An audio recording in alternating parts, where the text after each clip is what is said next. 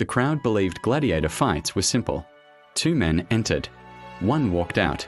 But inside the Colosseum, strength alone got you killed. Gladiator combat was not chaos.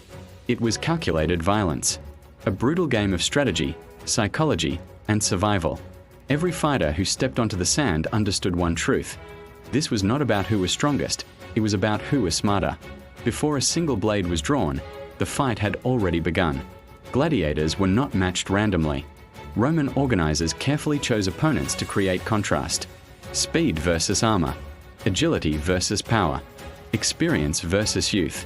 A lightly armored fighter was often placed against a heavily armored one, not to make it fair, but to make it entertaining. And within that imbalance, strategy was born. Take the retiarius. Lightly protected, armed with only a net and a trident. Against him stood the Mamillo, shielded in bronze and steel, carrying a heavy sword and shield. On paper, the Mamillo looked unstoppable. In reality, he was slower, and slowness was deadly. The retiarius never rushed. He circled. He backed away. He forced his opponent to chase. Every step the Mamillo took burned energy. Every missed swing stole breath. The retiarius waited, watching, calculating, until the moment fatigue appeared. Then came the net. Not thrown wildly, not desperately, but with precision. A net to the face blinded. A net to the legs ended balance. And once a gladiator fell, armor became a prison. This was not brute force. This was control. Heavy fighters like the Mamillo used a different strategy.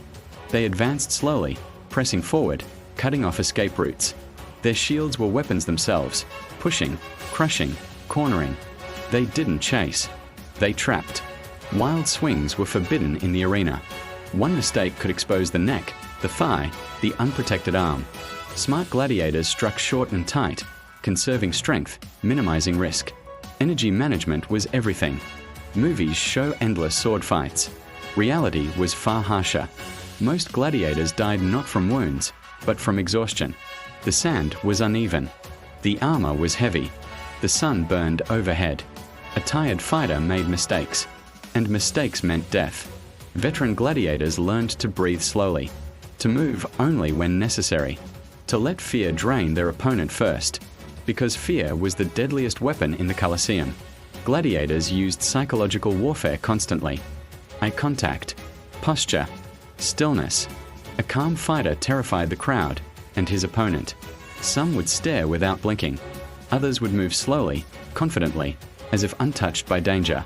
This forced opponents to rush, and rushing was fatal. A panicked attack wasted energy. A sloppy strike opened the body, and a smart gladiator waited for that exact moment. Even the crowd played a role in strategy. The audience loved drama. They loved suffering. They loved resistance. Killing too quickly could turn them against you.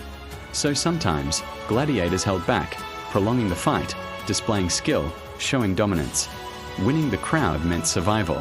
A popular gladiator was more likely to be spared, more likely to fight again, more likely to earn freedom. Yes, freedom. Some gladiators survived dozens of battles, not because they were stronger, but because they were intelligent. They adapted their style. They learned their enemies. They controlled fear, their own and others. Even the final moment of a fight required strategy. When an opponent fell, the winner didn't always kill. Sometimes, sparing a defeated gladiator earned respect. Sometimes it built reputation. Sometimes it kept enemies alive who owed favors. The arena was not just about death. It was about long-term survival. In the Colosseum, muscle faded quickly, but intelligence endured. The greatest gladiators were not raging beasts. They were calm thinkers in a world of violence. Men who mastered timing, distance, psychology, and restraint. And that is why their names survived history, while countless stronger men vanished into the sand. In the end, the arena did not reward strength alone. It rewarded those who understood one final truth. In a world built on brutality, the sharpest weapon was the mind. Thanks for watching, and please leave a comment.